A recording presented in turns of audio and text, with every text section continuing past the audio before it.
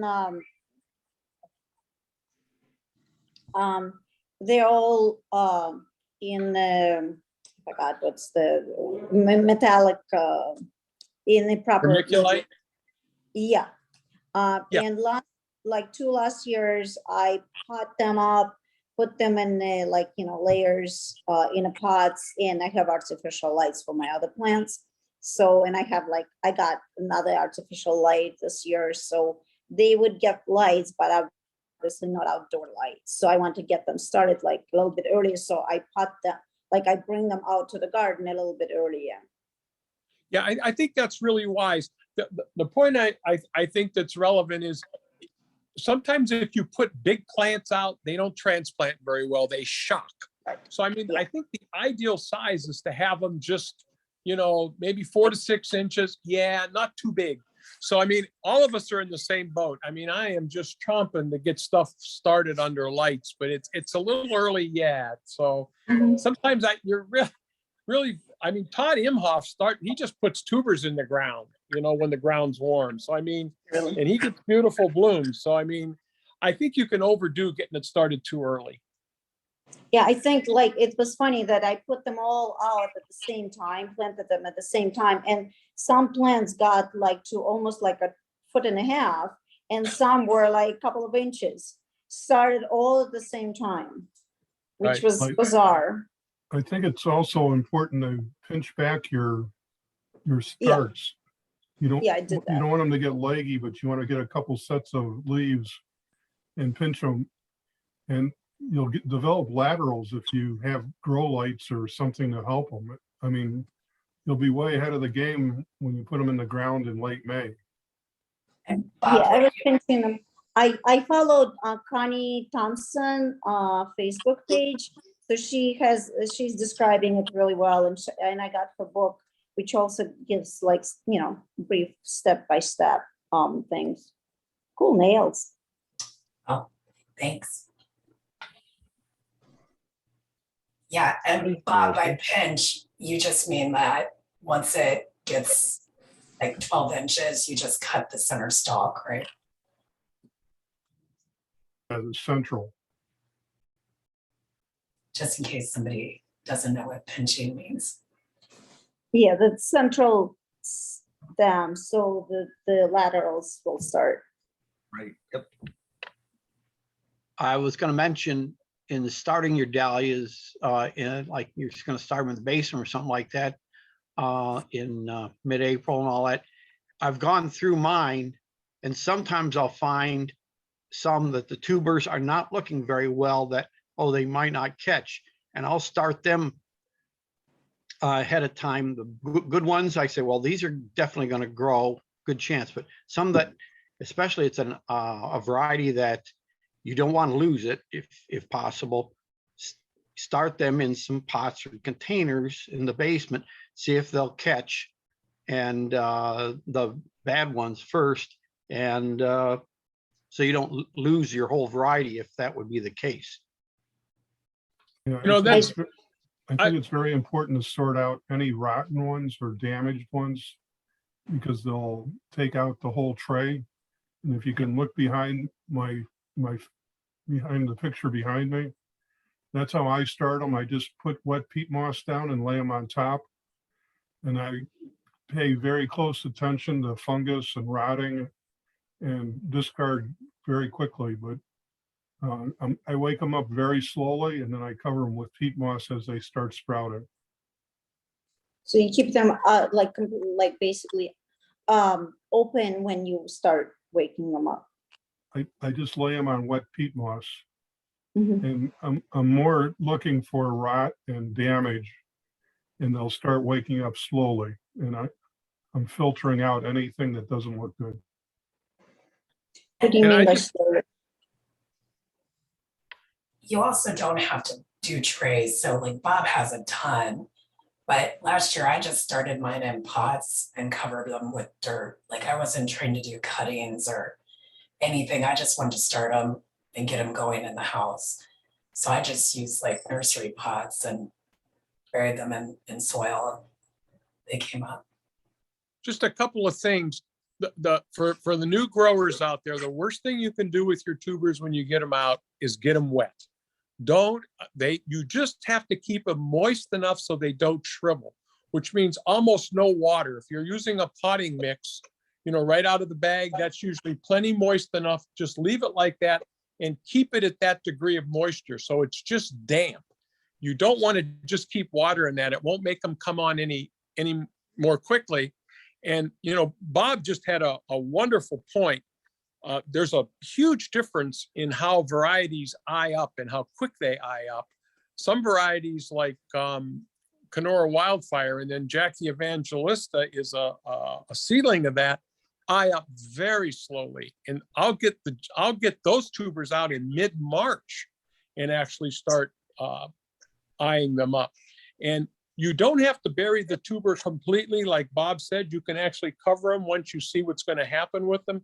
Ken Greenaway, who has accent dahlias, all the AC introductions, he actually puts his tubers right on top of peat moss and then covers them with aluminum foil and just mists them with a mister every day and checks them so he can see which ones are eyeing up. And like Bob said, which ones are rotting and which ones are good. So the big takeaway is they don't have roots. They can't take up water. If they're constantly wet, you're going to rot tubers even that weren't rotted in storage. So I'd rather see you underwatering them than overwatering them, or you're going to hurt them. Hey, And Tony, Rob Lloyd has asked on chat, my tubers are all shriveled. Does that mean they're dead? No. No. I mean, what should he do now? In a case like that, I would bury those with just the crown out and keep them moist and, at ideally 70, 72 degrees to get them to plump back up. And a lot of those will come back. They'll rehydrate. I mean, right through the skin. They'll absorb water right through those skins, rehydrate. So I wouldn't, if they're dry as a bone and you can crack them in half, they're dead. But I mean, just some minor shriveling, they'll come back. Other members chime in on this. You guys have been doing this for decades too. I had some that were shriveled like that one year. I mean, a whole bunch of them. Sharon, you're cutting out.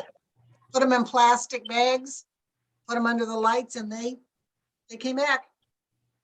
So unless you can crack them, don't give up on them.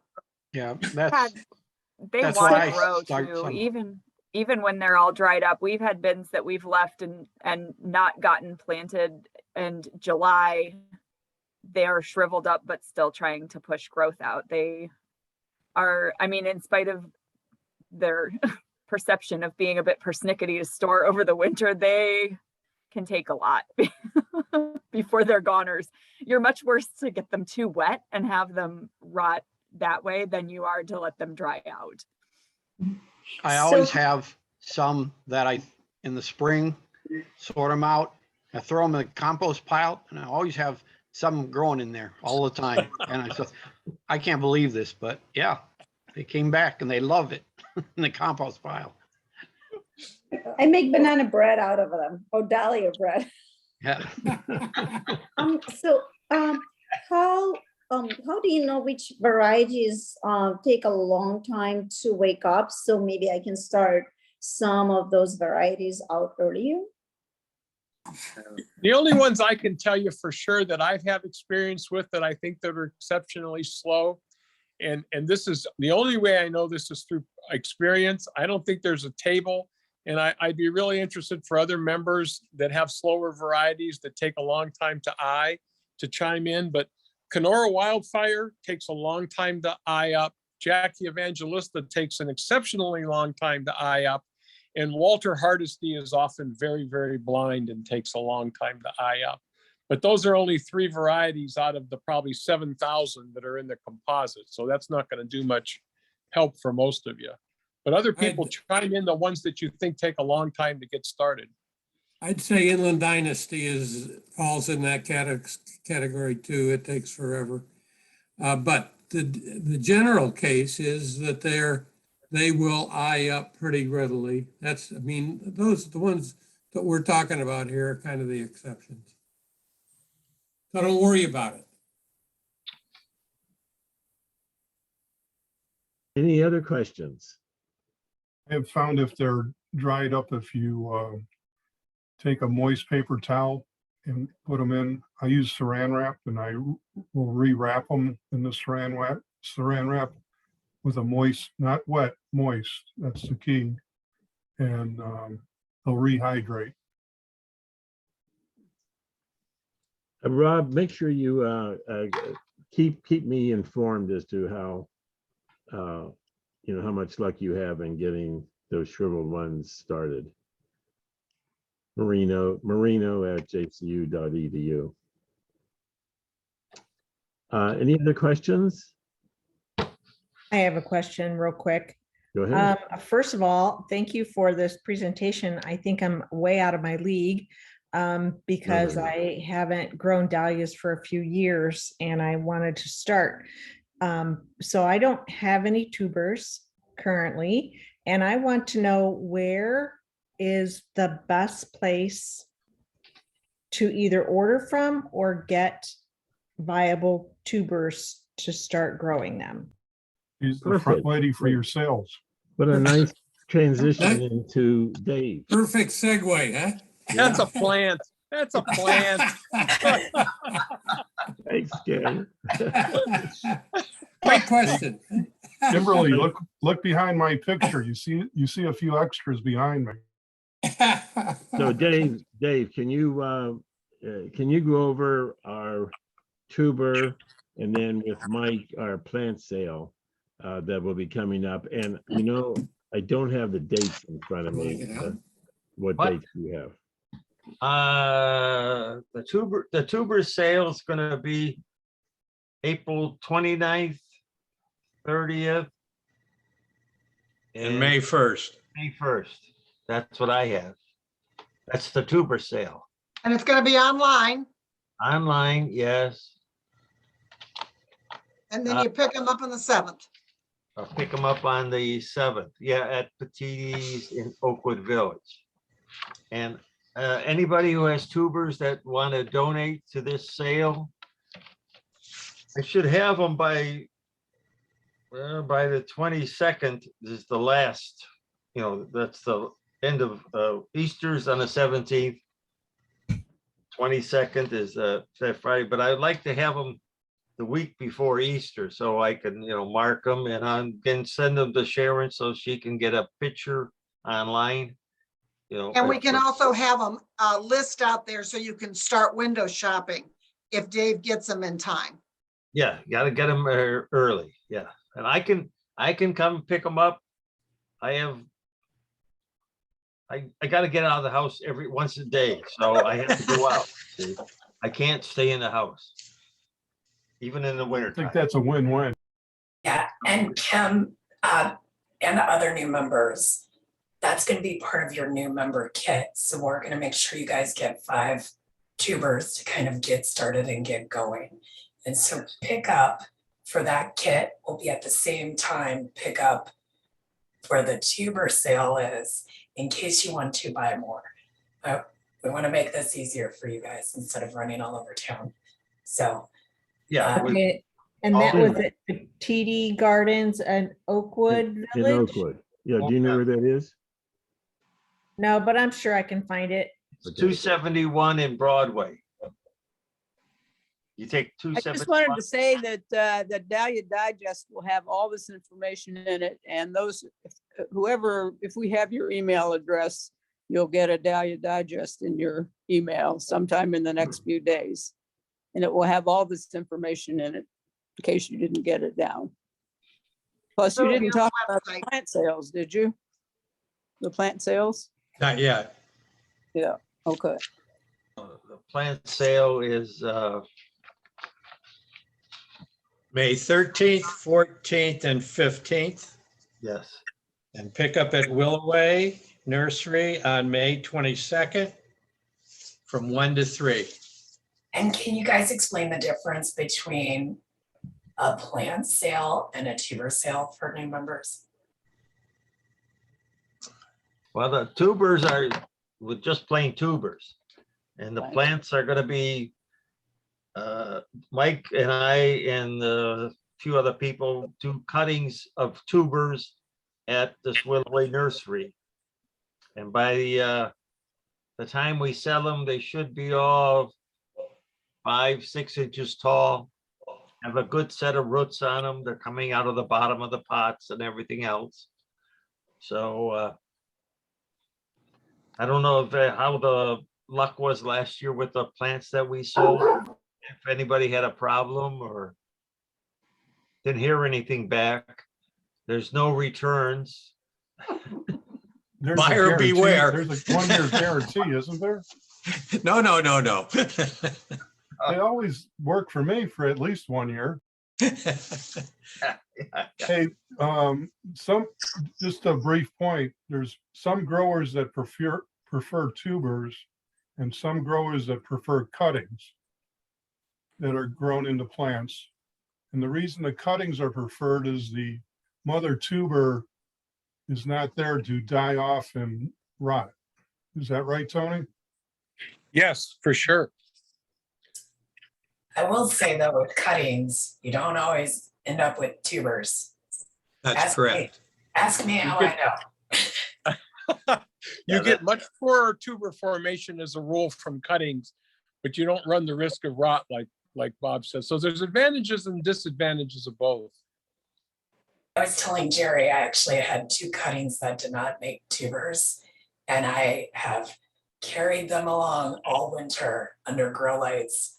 And I just started taking cuttings to see if I could like get more. So far, so good. They're still alive. Is Whirlaway going to allow people to help with the propagation? I think that's still to be determined, Bob. I know it will still be a limited number of people, right?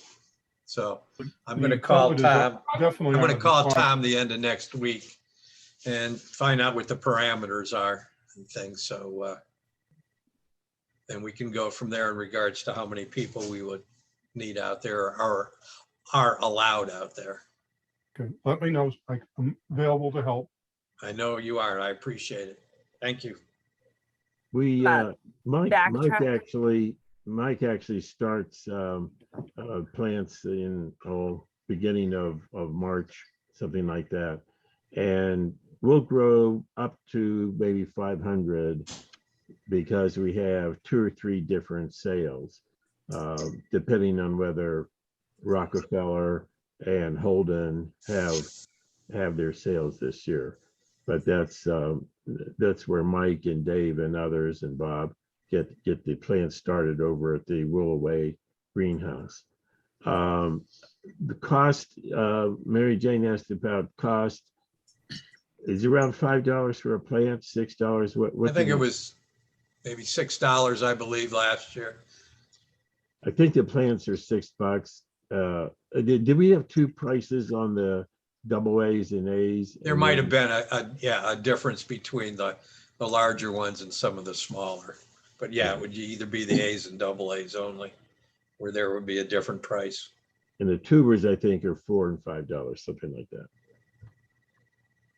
I believe that's correct. No, the ones I bought cost $3 a piece. Yeah. So So we sell them for 4 or 5, right? I would stick with 5. Yeah. That's a bargain. It is, especially in today's market. Absolutely. You can't find many tubers for sale now anyhow. All the growers are basically sold out. Rob, the answer is yes.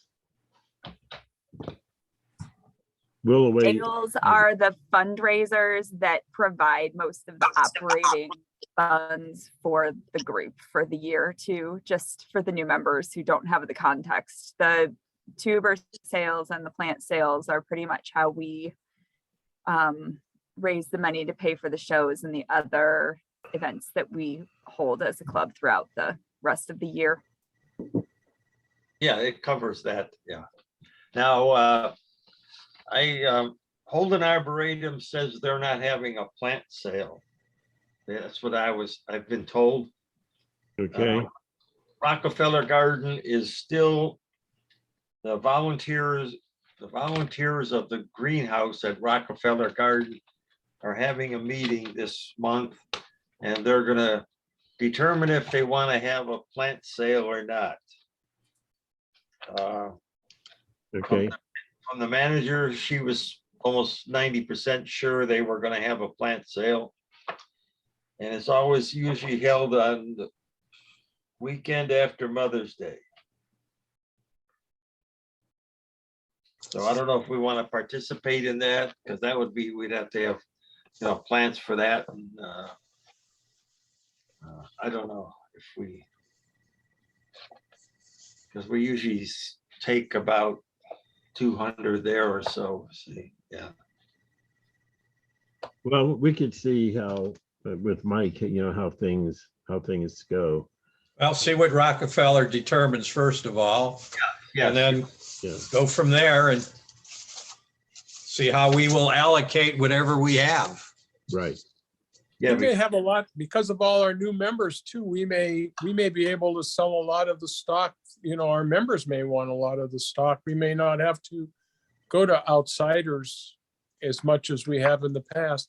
And Yeah. I would just like to say too, Ron Miner heads up the Clean Stock Initiative for the American Dahlia Society. And for those new members who aren't familiar with that, it's participating societies can test up to 30 varieties and then have those certified at Washington State University to be virus-free. And then Mike propagates those and we sell those as a virus-free stock too. So those will be available also. Good point. And Tony, I just have to add that the guy who provides all of that stock for testing is a guy by the name of Tony Evangelista. So we sure appreciate. Well, we glad to appreciate do that. it. Glad to do it. Yeah.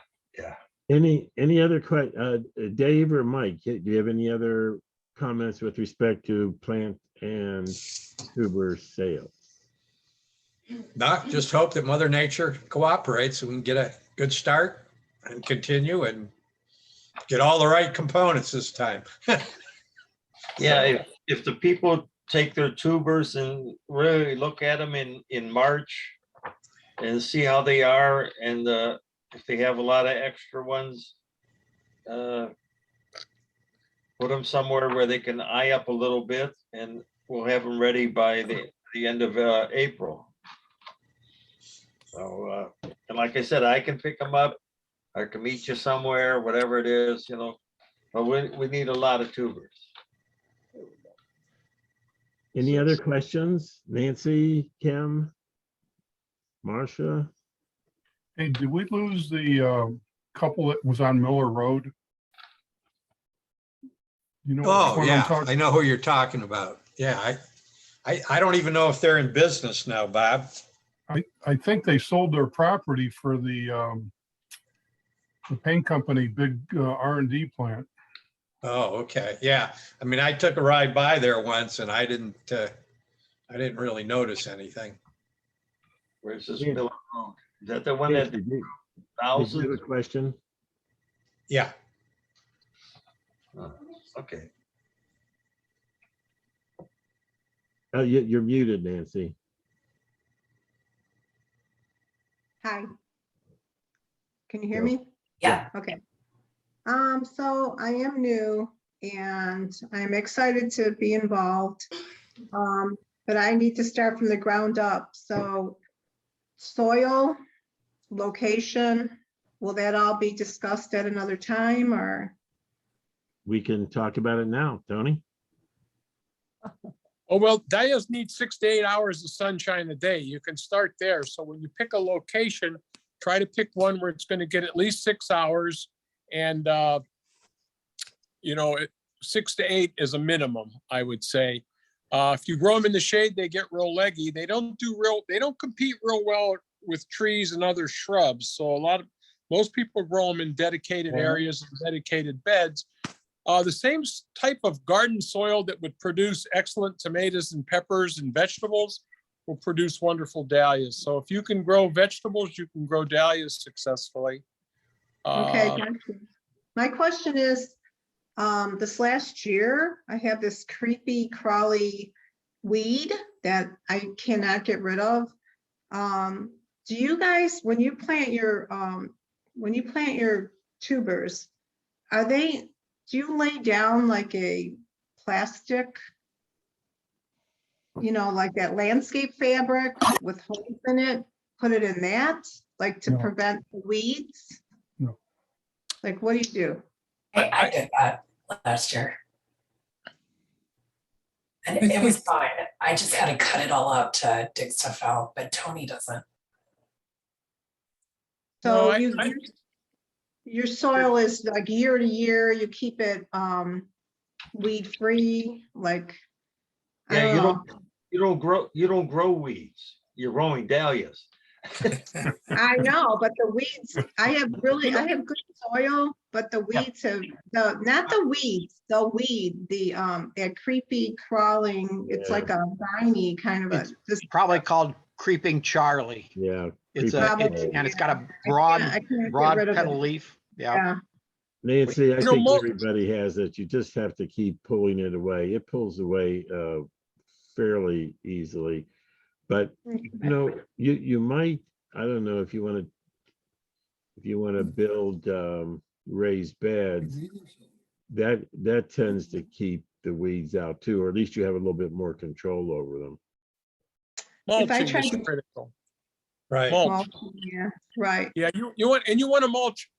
Really, most people think about mulch in the summertime, after they've planted, but wintertime mulch is equally important. I mean, around here, it's really hard to get a cover crop in, which is the ideal thing to do, and with all the organic farmers do, where you keep your soil covered, during the winter with a cover crop. But our dahlias, I don't even dig my dahlias until November, and by then I can't get stuff to germinate and before the snows come. So you should mulch it. I use leaves. I just take all my leaves and blow them in the garden.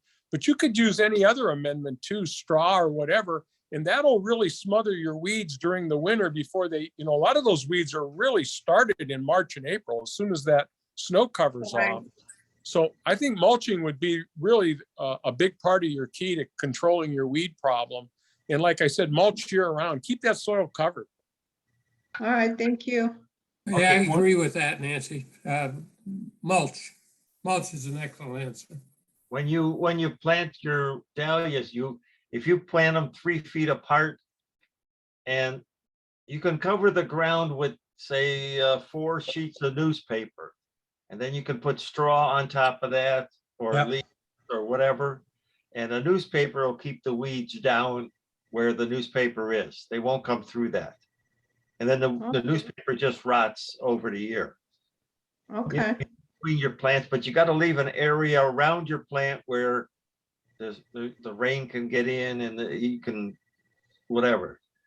You don't put the newspaper right up to the stem, but you put it Right. in all your rows where you're going Mhm. to walk, or in between the plants, and cover it with straw or something like that. I've done that and it works. Same Is thought anyone- for me too. Pardon? And it's all, the newspaper is all biodegradable. It'll No, I like that. disappear. Yeah. It's like old fashioned. I like it. Yes. And you can put something in your paths so that the Wait a minute, paths do we aren't growing even weeds. get the newspaper anymore? I'll have to go buy one. Well, then I gotta do go something buy else. newspaper. Yeah, Hey, Thank one of the things that wasn't mentioned is dahlias do not like wet feet, right. which means standing water. They do like water, but if you're in a place where you're gonna get drainage to the bed you're gonna grow them in, they will rot out. Mhm. So that's something to consider, the location when you're picking. Yeah. I mean, Right. sun's important, but drainage is equally important, because they'll be healthy for a while and then all of a sudden they'll get flooded and you'll not know what happened. Marcia? Right.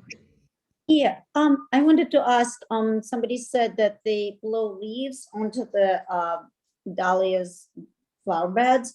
So do you move the leaves out in the spring when you plant it, or do you put newspaper like on top of the leaves and smother that, like secure it with something else on top? Dave? Well, if you're gonna use straw, I think the newspaper's down first and then the straw on top is like what Dave is saying is just an excellent. And 4 to 5 layers of newspaper in the rows is perfect. If you're gonna use leaves, and nobody uses leaves any better than Dave. I saw his gardens and his leaf usage is the best. So you just leave the leaves on all year round. You don't have to use newspapers. But if you don't have access, if you're in a city lot, you don't have a lot of trees, you don't have access to leaves, then you can just buy bales of straw, which are real easy to throw in the trunk, bring home. You put your newspapers down, use a garden hose to wet it so the newspaper's not blowing. Try to do it on a day it's not too windy. Yes. And then just put your straw on top the newspapers. If you're going to use leaves, I wouldn't even bother with, newspapers. And of course, you have to grab the leaves in the fall and in large containers, and then you have a stock of them. That's what I do. I have plenty of trees and leaves, but I put them in a compost bins. So there you go. Just And use them for compost pile too, great. And you want to be careful with straw. You can get a lot of weeds that way. Leaves, I think, are safer. Jess, this might be a good lean into your mentoring program. Oh, I would love to have a mentor. I live in Pepper Pike, so anybody close by, if I can, yeah. if it's a So garden. there were 23 people who reached out to have mentors. I think we only have 13 mentors. So Hey, I'm all about the mentor, like, just double us up. We need them. yeah. So I'm going to try to do it by location, but if you have not emailed me, and you would be interested in being a mentor, and maybe some of you think you might not have enough experience, but I think if you've been growing for a while, you probably have more experience than some of us that are, newer. And I think we would love to kind of have experienced growers step up and participate. So if you're interested in mentoring and you have not reached out to me, let me know. And then I'm hoping to have everybody paired up in the next month. And then I'll email everyone their pairs. And then you guys can start to have conversations with each other. So, Nancy, if you have questions, you can just reach out to your mentor. You don't have to wait for the next meeting. And if they don't know the answer, you can bet they know who to contact within the society who will know the answer.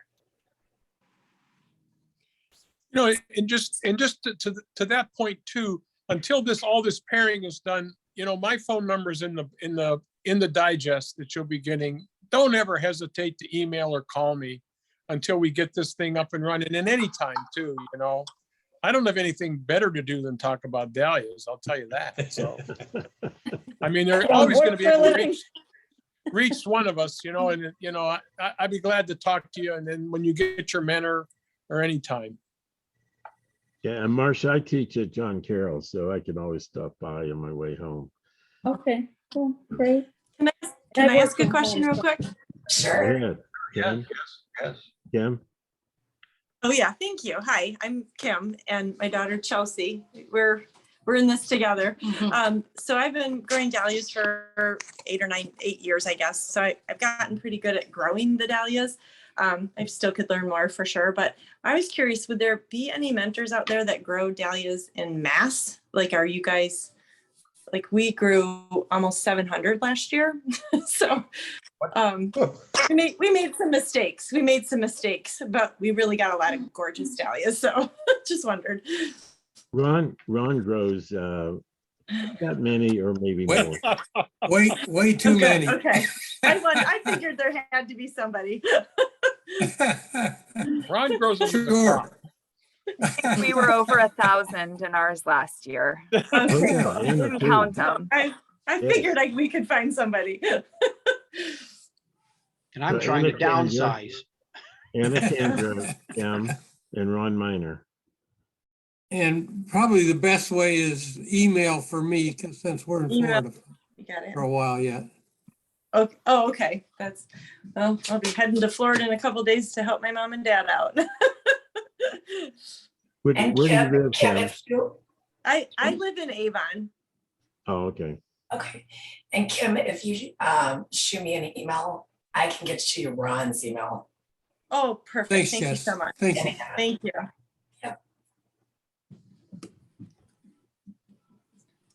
Very good. Any other questions? Anna said they grew 1,000. Yeah. I got one question. Go ahead. When I start my dahlias in the spring, I've got like 3 little of those plastic greenhouses. And what I've done in the past is I pot them up and then I put them in the greenhouse sometime like mid to late March. My question is, how cold is for getting them going like that? I mean, Well, it gets pretty warm inside those. They can get pretty warm, then they get cooler in the evening. So it's like, is 50 Yeah. degrees too cold, or is 40 degrees too cold, or as long as Too it's above cold. freezing? What's that? Soil temperature has to be around 55, 60 degrees. So Okay, if that soil is going to get too cold at night, you're going to encourage rot too, because they're going to rot more readily. They're not going to form roots. So All right. you want to keep that. You could put a little heater in there because I got a little heater in the one. I have a bigger one. It's got a little heater. Yeah, So- you want He- get or a a heat soil map. thermometer or whatever and look for 55, 60 degrees. I would Okay. say. Well, All right. Okay, And in the way of when you plant them, I've planted, like we had a good spring, beginning of May. And then there was some that I planted at the end of May, past the frost. And it was cool enough that the ones at the beginning of May, that the ones at the end of May caught up and grew just as Right. good, if not better, at the end of May. And that was because of the soil is not warm enough in the beginning of May. So Okay. that's one thing you got to take in account. well, And these will be and if put it in. rains a lot too. Yeah, I usually put them in like mid to end of May. My backyard stays fairly warm, so, but I put them in the pots and just peat moss and let them get started, and then they got a head start. That's, Okay. no, because. Rob Swaney, you have a heater inside of one of your kind of greenhouse areas, don't you? I just have a little plastic portable one. Yeah, And that's what I plant got. mine about the beginning of May, and April. I don't leave them in there too long, and then I'll plant usually the end of May out in the garden. But I do have a heater in it where when it gets too cold at night. Yeah, You gotta be careful it doesn't get too hot in the daytime too. Right. That's the other problem. it does get hot in those. Yeah, Don't plant too early. yeah. End of March seems a little early to. I think so, yeah. to Usually make- go the end of April or mid-April. I think mid-April, mid to end April is a good time. It takes about a month for them to, get up to 3 or 4 inches, something like that. Great. Any other questions? I don't have a question. This is Kimberly. I just have, well, I guess it is a question. I suppose what encouraged me to want to start to grow dahlias was my dentist. And I don't know if he was part of the DSO. His name was John Lerner. Oh, absolutely. And I moved away to Texas for about 6 years, and I came back and he gave dahlias, tubers, he gave plants away. And the last time I was here in Ohio, I called, I texted him, I says, "Are you gonna have your plants this year?" And he goes, I retired and moved to New Jersey. And I'm going, Yeah. what? He said, "You got to go to a big box store." And I was devastated. So I want to say, seeing his dahlias and how he took pictures of them, Yeah. and just his passion for that, it just is an encouragement for someone like me, who I said I don't even have any tubers, to want to do it. So I believe it is addicting. I believe everyone has a passion for it, and God bless y'all to want to share it, because that's just the greatest gift. Yeah, John would start, excuse me, John would start a lot of seedlings because he had, I think he would probably plant about 1,000 seeds. He's And the all one that kinds I of- was mentioning that had him on the website. He had 2,000 a couple years ago. Yeah. And we have like a little, he sent me pictures all the time. I'll send out the link. Yeah. I got to go behind the dentist's office up Yes. this rocky little Mhm. Up the area hill. and to see them all. And Yeah. it was just really awesome that, like little hideaway where he had them. So that was really And then cool. he sold that and grew them on somebody's farm in Suffield. At least 1 year. That's where he had a He couple was farms. such a neat guy, Kim. He some of the guys that needed dental work and didn't have any money, he got that plot up, as you said. It was a real hike to get up there, first of all, but he had them to pay for their dental work. He had them clear all that out and so on. He was, John's a wonderful, wonderful person. Well, if anybody's in contact with him, tell him that I said hello. But Will do. I know he's not in the area to get any tubers from, so I'm glad I stumbled and happened upon you. Thanks, Jessica, for, letting me come on.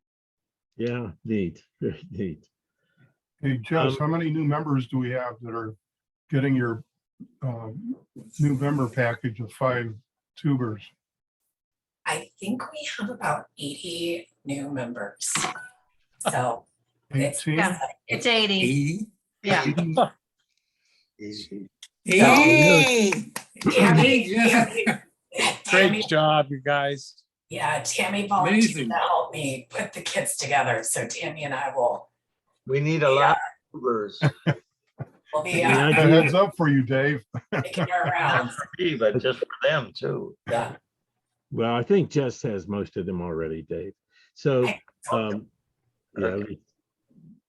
yeah, I think those are probably covered.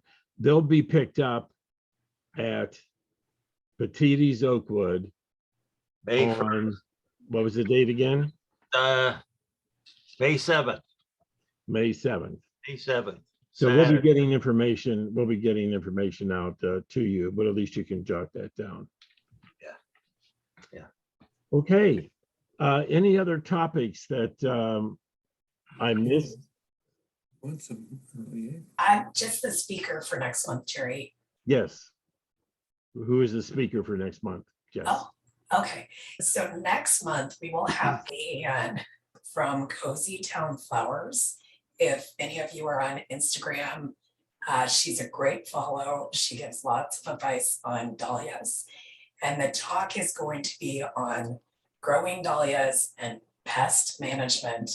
So I know we don't want to think about bugs, but the reality is Jess got hit with spider mites last year and I could have used some advice before Tony told me, just pull them all. So she'll kind of talk as to, ways that she manages pests. And I think after her presentation, we can kind of have a conversation with some of our members as well, because if you're organic, I'm not quite sure if Leanne is organic or not, but Tony only does organic and there's other solutions out there. So I think it'll be a great talk. I'm excited to hear. So we have March covered. April, I think we might have April covered, but I need a facilitator or suggestions for a speaker for May, June, possibly July, October, and November. So if anybody has suggestions or knows of a good speaker, please let me know. Or hey, take the bull by the horns and just call that person up and get them scheduled for one of our meetings. To date, we've typically been giving the speaker $100. Sometimes they're wanting more, and that's fine. We do have funds. Is that right, Anna? Yes. So So please, please volunteer to get our programs together. We'll be having a picnic in August in Aurora at the Mebius Nature Center. And Ron and Tony will be putting together a couple of judging seminars as well there, and probably at our Petiti show in October. We can talk more next time about our shows. If you're interested, do jot down Cuyahoga Fair is the first one. Dave, do you have the date on that? Okay, yeah, okay, August 13th and 14th, Saturday and Sunday. So for new members, it's a great show if you're in the Cuyahoga County area, or Jaga, also out here in Jaga County, because it's the competition is really not great, really deep, and it's a good time for you to get your hands wet in showing. And again, we can talk more about that at a future meeting. Okay, any others? Anybody else have a topic that they'd like to bring up? Questions? Mentors, did they say anything about that? No? Well, I'll sit here. A little late today. But that was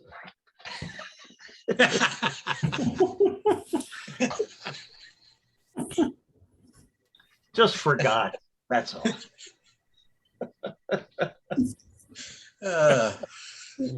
Yes, do you have a picture of your of how you grow inside? What? Yeah, I was talking to Jerry about my grow light setup because I have truly crossed into crazy. Let me share. Besides dahlias, I do grow cut flowers. So a lot of what I start is, this is just what I have right now going. It's for cut flowers too. So my setup is I just have metal shelves that I picked up at Home Depot. They're 18 inches deep, which I think is important if you're trying to maximize space. I can fit 4 trays per shelf. And then I have 3 sets of LED grow lights that I bought off Amazon. They're 4 feet. And I attach them to the shelves with zip ties. My first year, I thought I needed to lower and raise them, but with LEDs, I don't. So I can just, anchor them to the top, and they do really well. And on this shelf over here, you can see I have my dahlias that I have attempting to winter over because they did not give me any tubers. So that's one photo. Here they are up close. I have a couple little carnivorous baby plants in there to help manage fungus gnats. So if you grow seeds, I'm sure you're gonna get fungus gnats at some point. And there they are up close. So that's what I do. Currently, I just have 2 shelves up. By end of March, early April, 4 sets of shelves up for all my baby seeds. So, yeah. Jess, do you find out you don't have to lower the lights and that? Your I plants don't. get leggy and No, it's almost, I was telling Jerry, I almost think, so on the right, I have T5s. yeah. Or sorry, on the right are T8s, on the left are T5s, because I almost think my T8s were a little too strong last year. So like my snaps, and I mean, snapdragons are a little slow anyways, but they stayed really tall. Nothing is leggy at all. So yeah, they do really, really well with this setup. So I have an enemies growing, that's these tall ones. These trays are ranunculus. I have some carnations down here going, and then some delphinium. And then I have snapdragons on the bottom going. And I do have 2 heat mats that I keep on the bottom 2 shelves. So as I start seeds, I dome them on those heat maps until I see growth. And as soon as I see growth, the domes come off. And then I'll keep them maybe on the heat map for maybe a week, but then they move up the shelves to make room for new babies. Jessica, it's Mark. You said the T8s were on the left, the white colored lights? They're on the right. The stronger ones are on the right. The T5s are on the left. Those are my new ones. I haven't tried them yet. So do you know what the Kelvin number rating is of your bulbs, whether you're up in the blue light range, daylight and blue light range, like 6,500, or whether you're down in the 3,000 and 4,000 range, which is red light? Here I can look. I sent Jerry the link. And the only reason I ask is that that makes a huge difference. See, I thought the ones on your right were LEDs. You could tell by the little spots along their individual lamps. Yeah, they're both LEDs. So the one on the left are these T5s, and they're 120 watts. Yeah, it doesn't show what the Kelvin is. All right, I was just curious because that will give you if you understand what light quality you're getting. You want to be more in the blue ranges for strong growth, which is Kelvin of 5,000 to 6,000 or so. But you said your plants are growing great, so you must be getting a good range of light. Yeah. And so I used the T8s last year, and everything did really well. I probably had like I don't know, 1,000 seedlings by the end. So see the lights that you're showing there, those it lists 65K, K is Kelvin, 6,500 K is a light that's rich in the blue range, and the blue range is for good growth. The red range, which is lower numbers, tend to be for flower initiation. So when you're growing vegetatively, lamps that are in that 6,500 range are where you want to be. That's the best way of growing foliage for the winter when you're not after flowers at that stage of their growth. Oh, that's good to know. Nice to know. Good to know. If you want the links, let me know and I can send you the links to the ones I bought. Both the T8s worked well for me. These T5s are my new ones. So well, remember, just to clarify, when you're saying T8s or T12s or T5s or LEDs, those are just the physical structure of the light. But within any of those types, they come in the various ranges of light shades Kelvin from pinks from reds to blues. So whether you're T5s or T8s or whatever, that just tells you what size diameter the tube is. Then once you're in that particular size, you can still select the appropriate lamp that has the correct light color range that's suitable for whatever you're trying to achieve. And what you're trying to achieve is green growth during the winter and spring. So once you identify what type of lamp you have, for example, a T5, then when you go to find the bulbs to put into that T5 fixture, you want to look for the bulbs that have the correct light range that you want. That's why in your picture, the right and the left look different, because they're different Kelvin bulbs. Exactly. And I was wondering what type of plant she was growing under the one side and what she was growing under the other, and what she was trying to achieve. That's what first originated my thought when I asked the question. Almost looks like the 6,500s are on the left. And like a 3,000 or 4,000 is on the right. Yes, I would. That would be my guess. Yeah. Okay. I know the ones on the right are the ones I had last year, and they did do very well. So, The ones on my left are my new ones. I also have house plants and little cabinets, and I use ones that are similar to the ones on the left for those two. Great. Can you just email those links out to everybody? Sure. Yeah. Nancy, is it okay if I send them to you? Yeah. Sure thing. Okay. And then you let me know. if I made that. Actually, if you pull up the link for the first ones you showed us, and then So along the bottom of the picture, nope, the other ones. yeah, so that first one, I don't have Along the sorry, the first one I pulled up, I don't have those pulled out yet. Okay. That was my mistake. This is Okay, the one that's on the right. if you scroll along the bottom of the picture, you see all those little pictures underneath the picture. Yep. One of those probably tells us what Kelvin they are normally. Click on that one so we can see it. Yeah, I don't think it's 2900 Kelvin. It's in the description. Right, so 2900 is very much in the red shade. And that's what you would use once a plant achieves proper growth and you want to begin to initiate flower buds. Okay, so that's good to know. So the ones that I used last year, even though they worked, you're suggesting I should switch to the other ones. And remember, you can mix.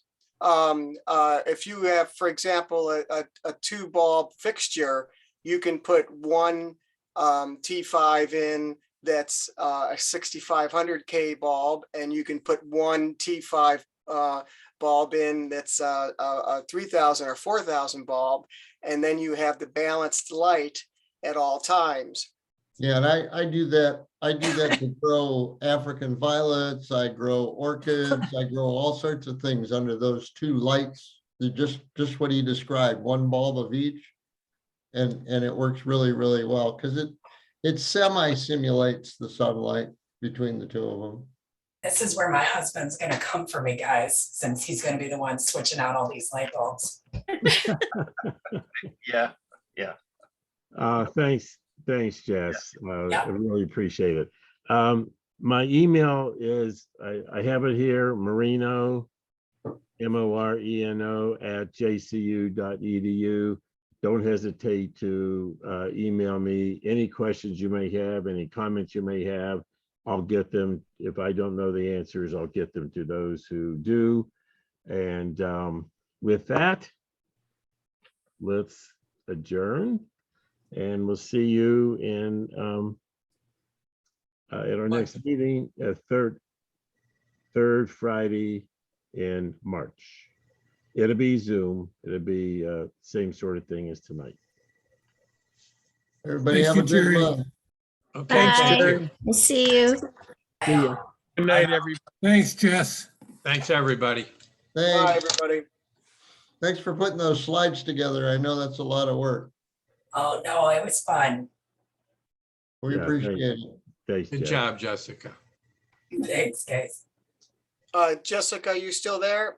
Yeah, I'm still here. It's Mark. I would be glad to, if you're looking for mentors, I would be glad to mentor. I mean, I'm new at it too, but I have enough under my belt that I would be glad to help. I'm in Moreland Hills, so that's east side of Cleveland, Okay, I'll out in the burbs. okay, I've got your name down, so I'll add you to the list. So I mean, you have plenty of growing experience just in general, Mark. So I've grown a plant or two. yeah, He has a fabulous daylily collection. I know. I It's saw that fabulous. presentation last year. I want to see it in person sometime, Mark, if you'll have me. You're welcome anytime. Everybody's welcome. He also has the ultimate deer eliminator, or keeps them out 7 foot fence. It helps. all the way around his property. It keeps 9 out of 10 deer honest. There's always one that manages to get in. All right. Thanks, everybody. I always learn a ton of stuff at these meetings. Thanks. Thanks, Thank Mark. you. Take All care. right. Bye-bye. Bye, Misty. Lori? Thank you. Bye. Thank you. Bye, Misty. I sent you an email. My sister will do a program for us. So Oh, wonderful. You sent it to me? I sent it to you already. Good, thank you. Jerry, I did email somebody, but I don't want to get your hopes up. Okay. But he just got a grant from the government to try to grow dahlias. Is it hydroponically? Yeah. Whoa, Whoa, that's neat. if I think he's in North Carolina. I don't know if he'll respond or not. I just follow him on Instagram. Yeah. So I sent them an email. Figured I'd shoot my shot. See if Yeah, right. Oh, that, they'll that do would it. be, that would be neat. That would be neat. Yeah. Yeah. Lori, good to see you again. Hi, guys.